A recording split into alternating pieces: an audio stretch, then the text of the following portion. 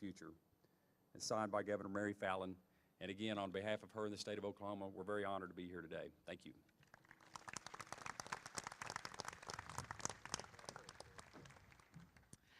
Hello, my name is Jackie Secondine Hensley, and I'm the Native American Liaison for Governor Fallon. And really, I'm here for on behalf of Governor Fallon, not Chris Branch. And I let him go first because, you know, never mind. First, I would like to thank you for inviting me to celebrate this joyous occasion. This event deals with two of Governor Fallon's priorities, major priorities. The first, of course, is the ongoing relationship with the tribes. And I'm very happy to be a resident of northeastern Oklahoma because in northeastern Oklahoma, first of all, I deal with all 38 federally recognized tribes. There's 39 tribes. One is a tribal government that has not been federally recognized. So when you hear 38, 39, there are 39 tribes of us. But here in northeastern Oklahoma, the relationship with the state is wonderful.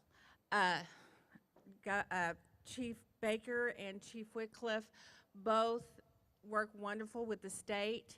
We are in partnership with several endeavors, economic development, education, you name it, we're always together. And so I'm very proud to be a resident of northeastern Oklahoma. The second is education. The second priority of Governor Fallon's here today is education. The governor has always said that supporting and improving education is one of the single most important things that we can do to give this state and its people a better future. On a personal note, I am a product of Indian education. I have a bachelor's degree in elementary education. I have a master's degree in counseling psychology. I started the PhD program, decided I'm done with school, and moved on. All of those I received through Indian grants and Indian scholarships. So I'm with you. I'm here for you. And for those students, I would like to just talk a little bit about, for those students who are about to graduate or are juniors or sophomores and still undecided on what you want to do, let me give you a little tidbit about me. Again, my very first job, I was a third grade elementary school teacher. I decided I want to go on to college, do something else. I love children, so I was going to be a school psychologist. Did that. Decided, nah, that's not what I want to do. I want to do something else. So I went and started counseling abusive families. Again, it still had a child involved in there.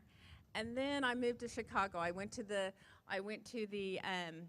National Child Abuse Conference in Chicago. And I had always been in Oklahoma all my life, and I thought, okay, I want to go here. I want to make a difference.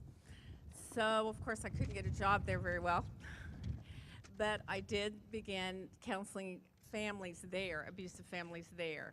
Decided, oh, I want to do something a little different. I saw a blind ad in the paper that said you have to just have a master's in counseling.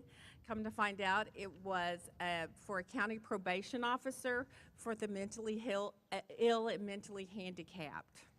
So I did that for a year like that, and somebody said, hey, don't you have a master's?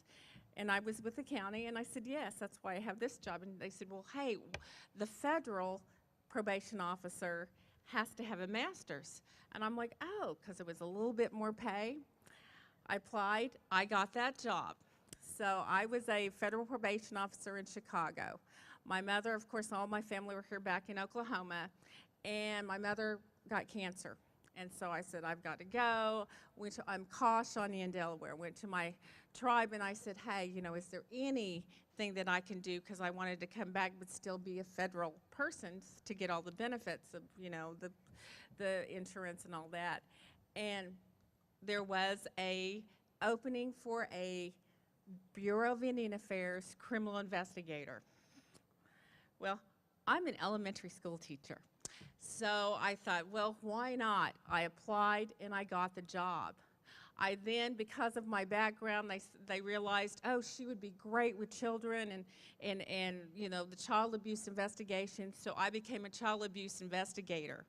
With my education, my background in education, I was also an adjunct instructor for the Indian Police Academy in Artesia, New Mexico. I then started writing all of their protocol on how to do child abuse in Indian country, how to investigate that. Then a couple of years down the line, 8, 9 years down the line, somebody said, I put your name in the hat. And I said, for what? For a Department of Defense Inspector General investigator. It was a special agent position, and we investigated fraud, military contract fraud. I'm like, I don't even know what that is. But I went ahead, I applied, I got that job. So I retired July 2012 as a special agent with 22 years experience and from carrying a gun and a badge. Then somebody said, hey, I put your name in a hat. You might be getting calls. And I said, for what? I think because you have such a gift of gab that you would be wonderful for the Native American liaison for Governor Fallon. And I'm like, oh, did I vote for her? I don't remember. I mean, so I went ahead and I thought, why not? So I went up there and I talked to a bunch of people, and then I had another interview and another interview. And my last interview, they said, you know, her big advisors said, okay, you're gonna have 10 minutes because there's 4 other people behind you. You know, you're not gonna know. It was, I think, right before Memorial Day or maybe 4th of July or something. And they said, you'll know in a couple of weeks. But, you know, she just wants to look at you know, make sure that this is kind of what she wants, blah, blah, blah. I said, sure. After an hour and a half, she says, would you like to work for me? And I said, yes. I got the job. So I wanted to say all that by saying to you students out there, don't worry what you want to be today. Just get that education, because if I didn't have those 2 degrees, I wouldn't have had all of those experiences to bring me back to the job that I have today. I think that the investigation, the BIA, knowing Indian country, knowing compacts because of the contract fraud I did, that enhanced me to get this position. So for those of you, especially the Indian kids, sky's the limit. Sky is the limit. So remember that. So again, thanks for including me in this joyous celebration. Thank you.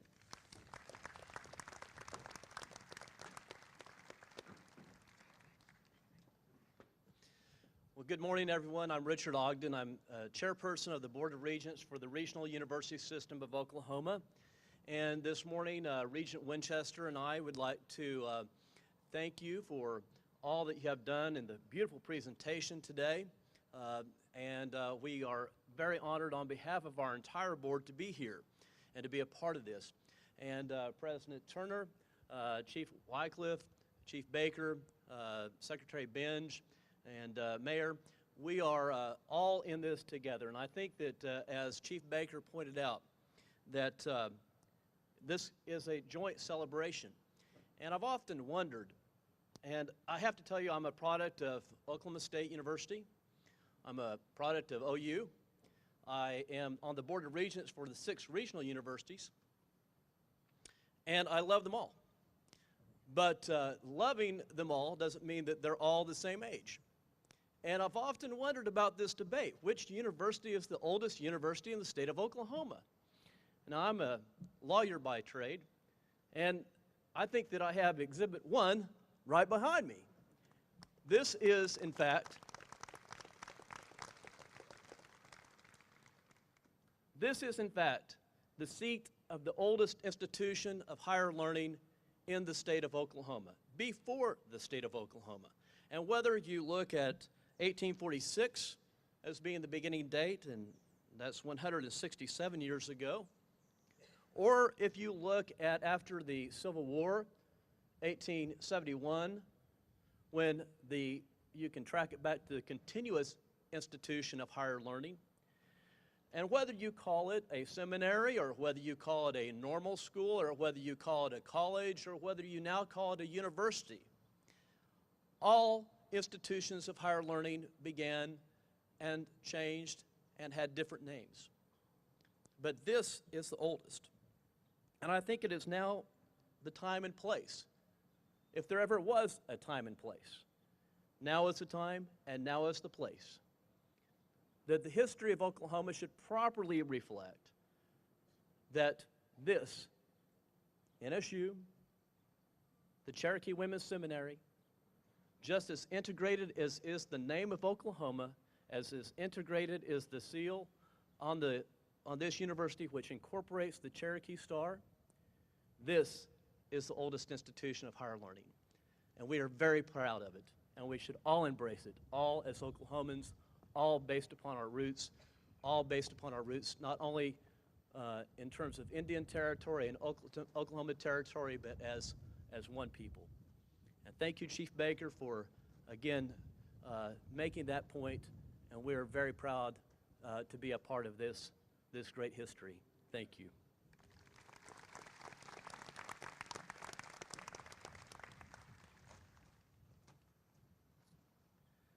Well, good morning.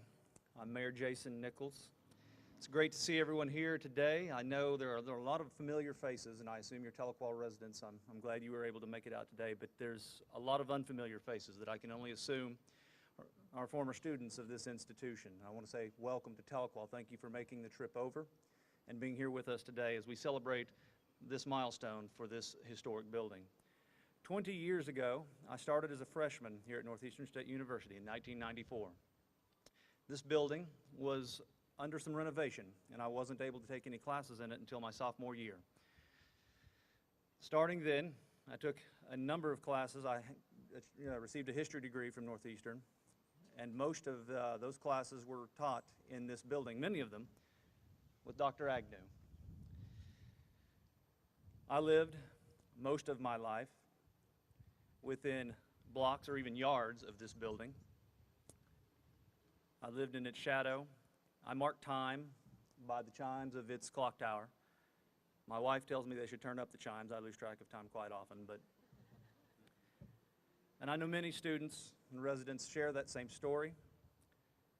I think that's why we all know why this building is so important to this institution and this community. There are two buildings, the Cherokee Capitol Square and Seminary Hall, that help define Tahlequah. They define it architecturally, but more importantly, they define our commitment, as was said before by the chiefs, the president, and a few other speakers, our commitment to education and our commitment to investing in the future and the progress not just of Northeastern State University, not just of the city of Tahlequah, but of the United Kituah Band and the Cherokee Nation. Thank you for being here with us today. The weather has cooperated wonderfully. I think they sent us some good luck from 1889. Thank you again for being here, and welcome to Tahlequah.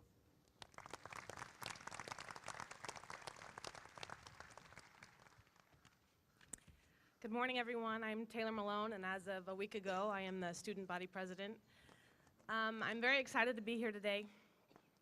At the beginning of this year, I got a job as a student assistant in the president's office, and my first assignment in that office was to find an old picture of Seminary Hall that would be framed and given as a gift. And when I went into that search, I didn't really think I would find a picture of Seminary much different than what it is right now, but I was definitely wrong. Seminary Hall has been through a lot of transitions, and over 25 years ago, the roof was white.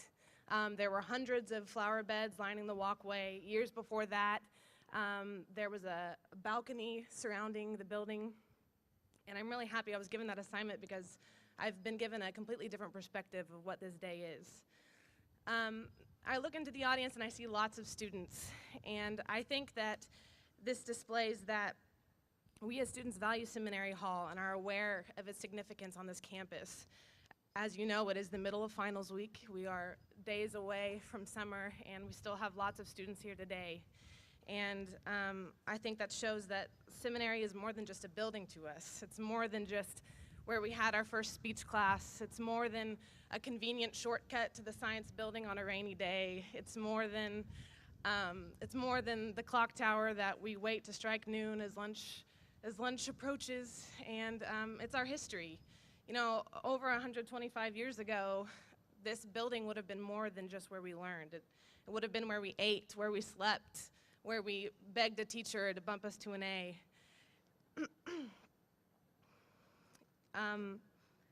Today, you know, in another 25 years, Seminary Hall might have a completely different purpose. But regardless of what it becomes, I hope to be here celebrating it. Today, there are plenty of people in the audience who were here for the 100th anniversary of Seminary Hall. And I've only been here 3 years, but since my 3 years, there's been significant change on this campus, so I can only imagine what will happen in another 25. On the 150th anniversary, I hope to speak about all this institution has accomplished since 2014. I hope a student is given an assignment to find an old picture of Seminary Hall, and I hope they come across a photo of this day, of this moment, and is able to see the transition that I got to see. So again, I'm very excited and proud to be here today, and thank you, and happy birthday, Seminary Hall.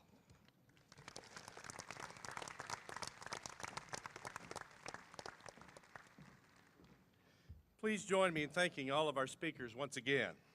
Thank you all.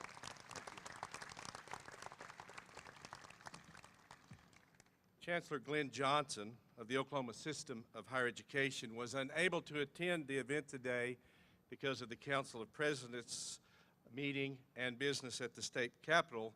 He did send a video that we played earlier today, and that video will be available on the event website.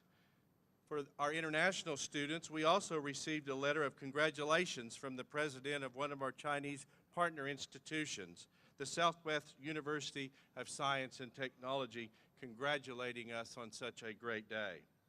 Now it's my pleasure to introduce the Cherokee National Youth Choir under the direction of Mary Kay Henderson.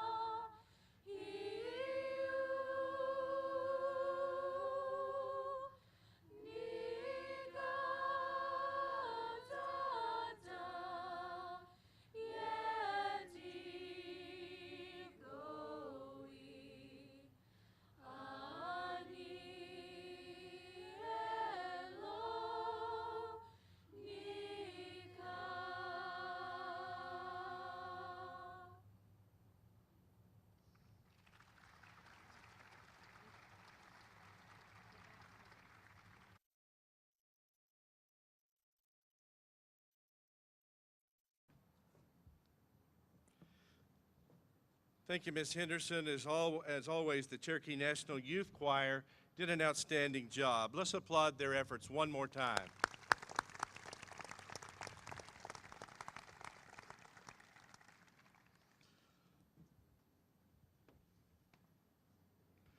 Well, our NSU family reunion wouldn't be complete without a few words from everyone's favorite uncle, and that would be our next speaker, Jay Hanna. Uncle Jay is a 2000 honoree of the NSU Centurion Award and an NSU Distinguished Alumni Award recipient. He is a citizen of the Cherokee Nation and native of Adair County. He holds a bachelor's degree from NSU and a master's from Oklahoma State University, and was a SLEP scholar at the University of Oklahoma. His community and philanthropic activities are too many to mention in the time we have this morning. His involvement with the Cherokee Nation is long-standing. He chaired the Cherokee Nation's 1999 Constitution Convention and has served as Secretary-Treasurer of the Nation and was Chairman of the Cherokee Nation Business. He has presented numerous papers and lectures at Harvard University's Kennedy School of Government on American Indian Constitution reform and other topics. Jay is a seminarian descendant and is a member of the NSU President's Advisory Council. And in his spare time, he is the Executive Vice President of Financial Services for the Bank First Corporation in Oklahoma City. In an article published in the Oklahoman on August of 2008, he was described this way: Jay Hanna is a connector. As a banker, he tries to connect customers with their dreams and ambitions. As a musician, he connects his talent with community endeavors that move him. As a Cherokee and native Oklahoma, he connects practically everything with his heritage and upbringing. Ladies and gentlemen, it's my pleasure to introduce our keynote speaker, Mr. Jay Hanna.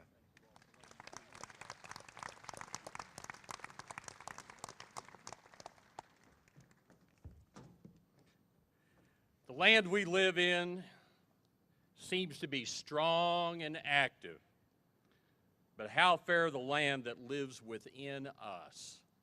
The annual message by Principal Chief John Ross, delivered on October 4th of 1852, just 1 year after the opening of the seminaries, read in part, "The enlightenment of the mind, improvement of the moral and physical condition of the masses of every community are known to be essential to the permanent securities and prosperity of every people. And if this be the case among nations of enlarged population, wealth, and power, how much more so must it be with ourselves? Our very being depends upon the virtuous development of all the faculties of all the people. I believe that if my Cherokee grannies, Julie Still of the Cherokee Nation's Flint District, who began her education in the first seminary building at Park Hill in the fall of 1885, and Amy Benge of Fort Gibson, who entered this very building in the fall of 1893, for they were seminarians. I believe if they were here today, and in so many ways they are, I believe they would tell us that our honoring of the past is appreciated. But they might also, as good Cherokee grannies do, they might caution us.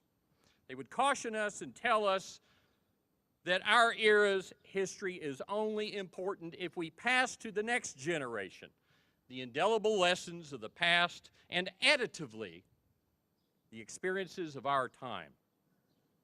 So as Chief Ross said, more so must it be for the future.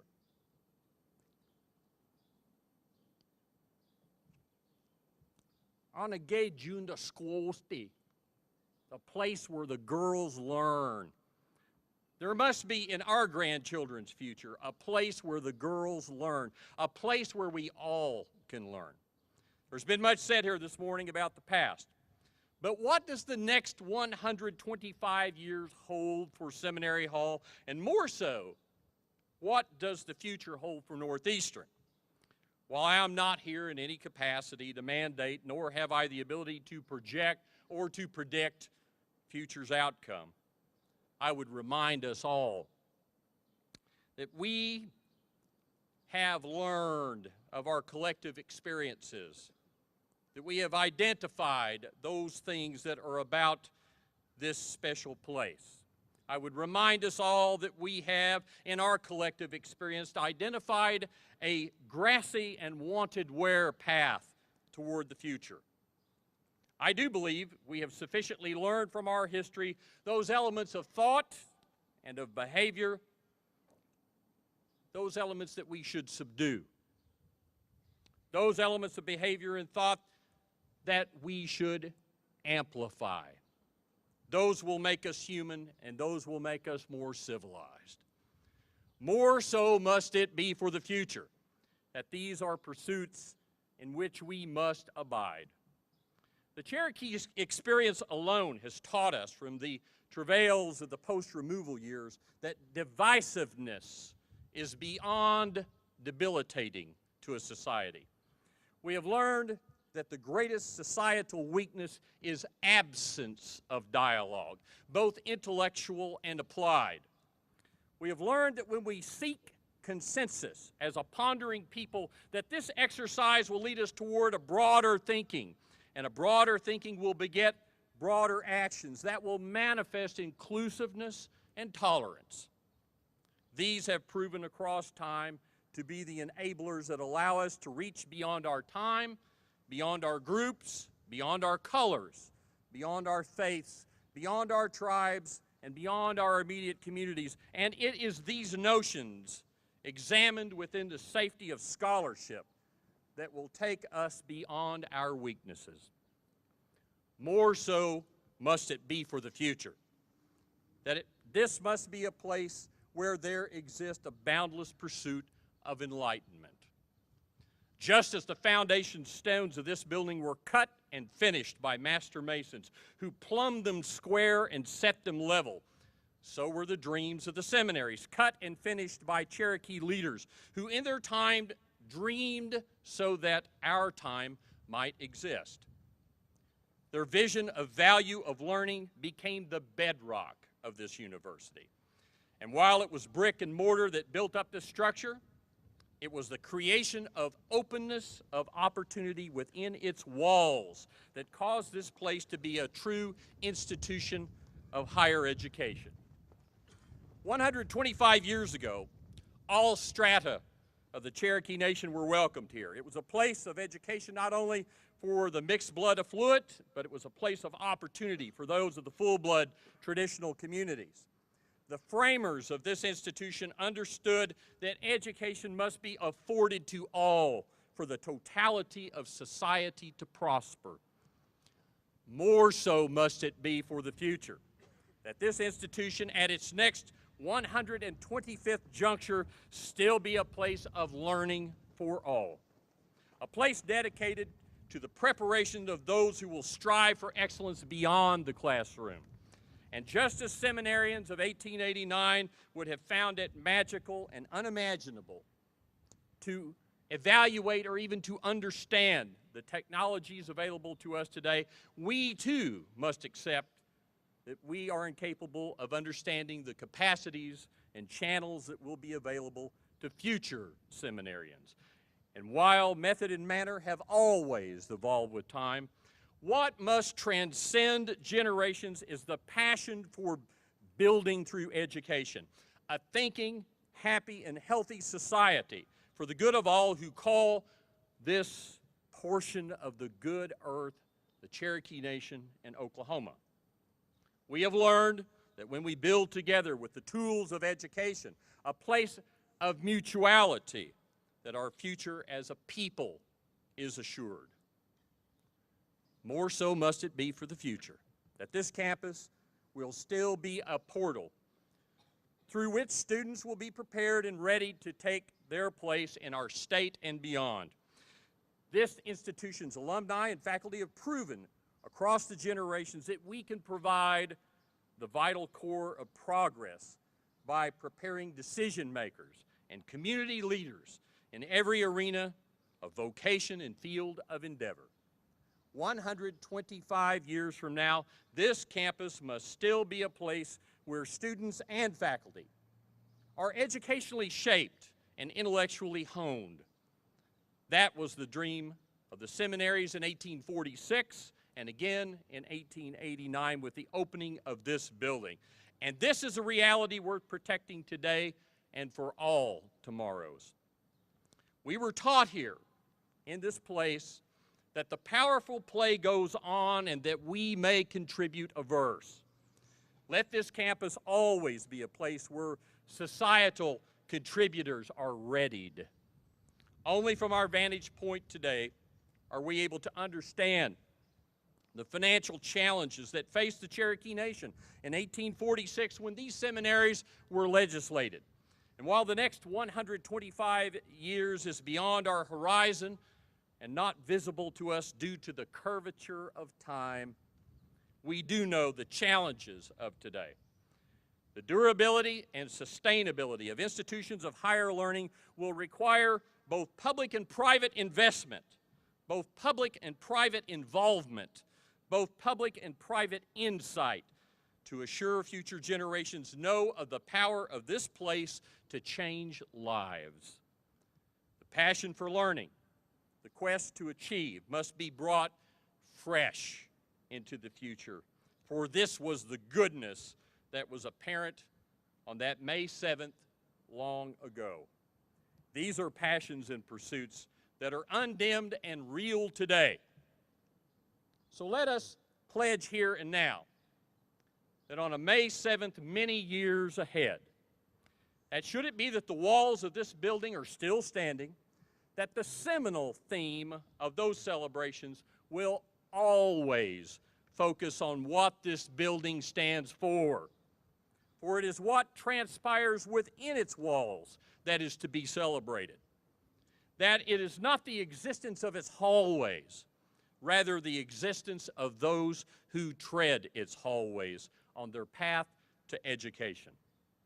Let us pledge that the most enduring durables to the future from our era will be exactly the enduring deliverables from our Cherokee Grannies era. Simply put, let us keep a sacred trust with those who will pass here that the passion and commitment to prepare thinking generations shall endure. More so must it be for the future. Nige June de Squosti. There must be a place where the girls learn, a place where we all will learn. Godspeed this university and all who pass this way for the next 125 years, and indeed for all times.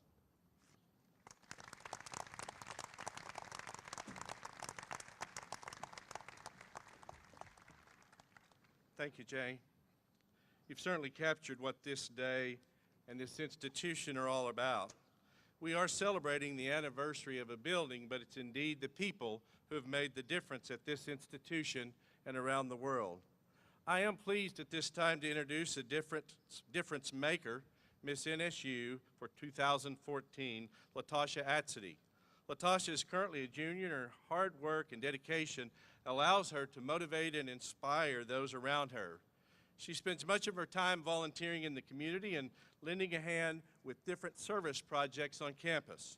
She's been recognized on both the President's and Dean's Honor Roll since the spring of 2012.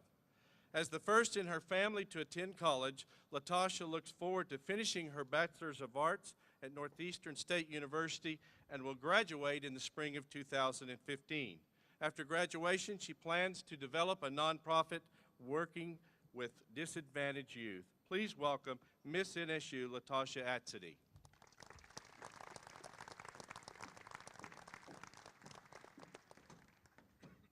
Good morning. My name is Latasha Atsedy, and I don't exactly have anything particularly prepared because I think it's so important to speak from the heart, especially at events like today. I am the first in my family to not only attend college, but I will be the first in my family to graduate from Northeastern State University. And I am so very proud of that, not only for myself and my family, but for this community. Because NSU represents so much more than a college and a university. It represents a family. I can honestly say that I would not be standing here today if it wasn't for each and every one of you in the audience. For faculty and staff here, for planting seeds of hope and inspiration in me that I can plant and give to others. I have learned so many more tools here to take on into my future that I couldn't ever possibly imagine. I am going to be a successful individual because of the scholarships that I have received, from the inspiration that I have gathered from other people. NSU has taught me not to allow fear to be the enemy of my future, that I am the only one standing in my way. And I have the opportunity to share that with other people. I have the opportunity to walk into elementary schools and talk to students like me when I was growing up. Students that didn't know where to go or how to get there or even know where to start. I get to do that because of each and every one of you that are out there today. So I want to say thank you, not only for sponsoring programs, not only for paying it forward, for coming back to the university and supporting it, for personally sponsoring me, for helping me be a seed that sows into other people's success. So thank you so very much. I hope you all enjoy everything that we have today for you and that you continue to come back and be a supporter, because you guys are helping people make the impossible possible, and you have done that for me. Thank you.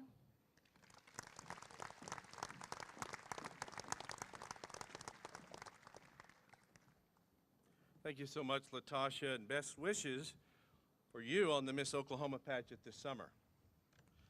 Before I begin my concluding remarks, Chief Baker leaned over to me just a moment ago and said, if you can do that Phoenix thing, if there's enough wood left, we'll take that on for you. So, Chief Baker, I hope there's enough wood left.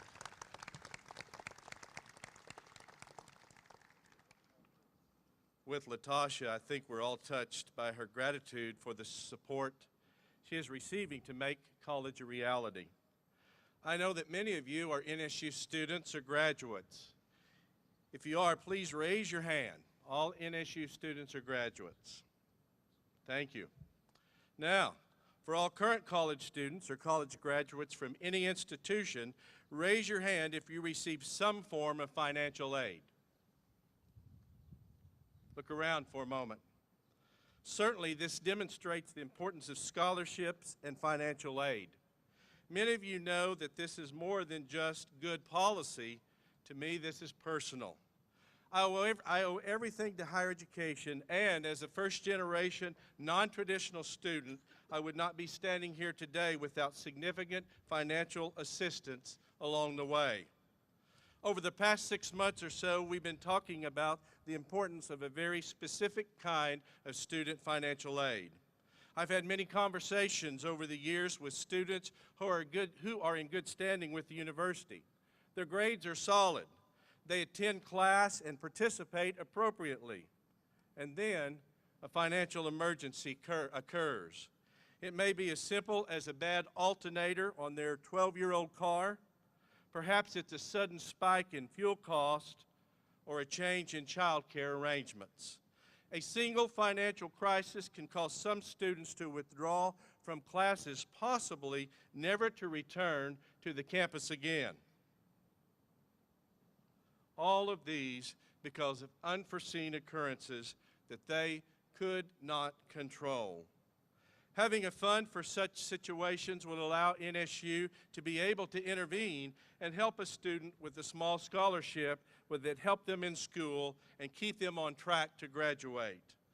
I am pleased to announce that in honor of Seminary Hall's 125 years, we have met our goal of $125,000, and because of these contributions, we will have a Light the Way scholarship fund in place to assist students with the financial crisis beginning this fall. Yes.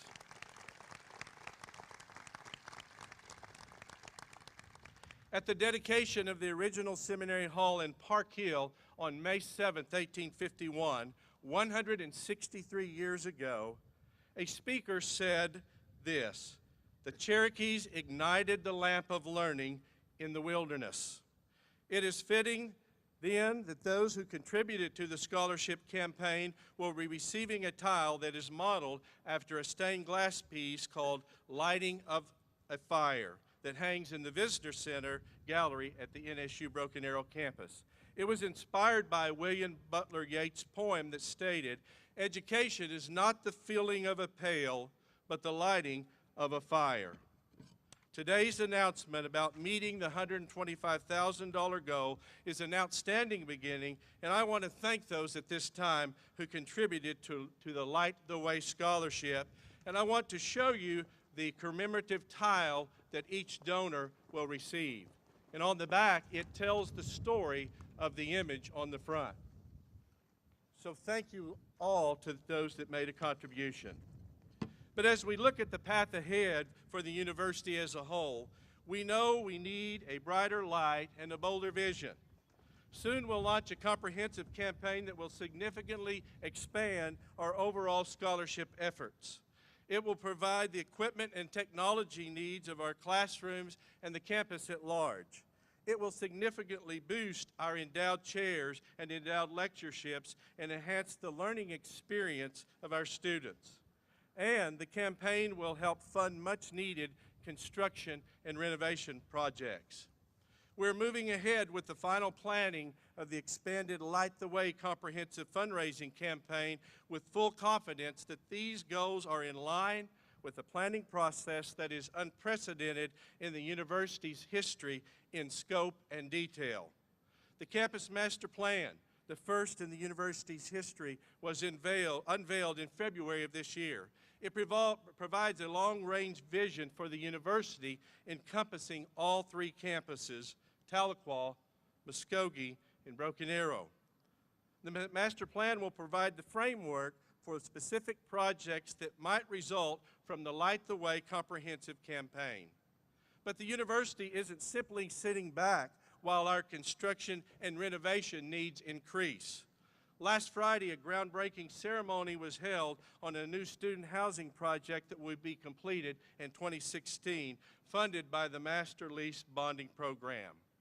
And the structural integrity of Wilson Hall will be protected by a renovation project that has been funded and is in the planning stage.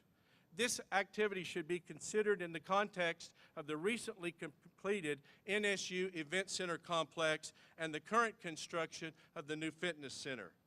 Many universities have facility master plans, but few can claim to have a master plan for student success. This is exactly what Destination 2023 is. It's a 10-year roadmap of distinction through degree completion, and at the heart of D23 is college retention and completion.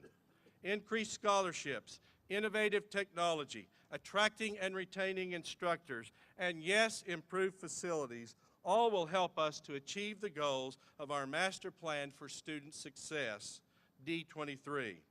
The third major part of our overall planning process is well underway. Our updated NSU strategic plan will be completed in January of 2015 and will reflect the appropriate elements of the facilities master plan and D23. Future donors to the comprehensive Light the Way campaign can do so with confidence that their gifts will be put to work carefully and thoughtfully. But we all know that the best plans in the world come to nothing if we don't take the first step. I stand before this treasure house of history, culture, and learning where the lives of at least 6 generations have been changed for the better. And I'm aware of the tremendous obligation we share. The historical path to Seminary Hall was a difficult one, filled with uncertainty, turmoil, triumph, tragedy, and triumph once again. There's no reason to think that the path ahead will be any more certain. But I do know this: we must and we will walk together on the path ahead. That is my promise, and I hope that it's yours as well. Thank you. And now I ask all those who participated in the procession to come forward now with your programs to the front of the stage.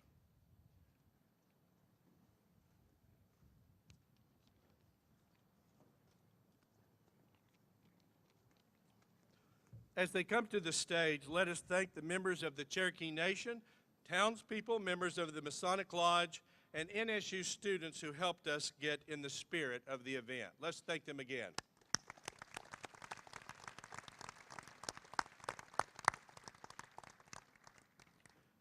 Thank you so much for being part of this historic day and part of our NSU family reunion.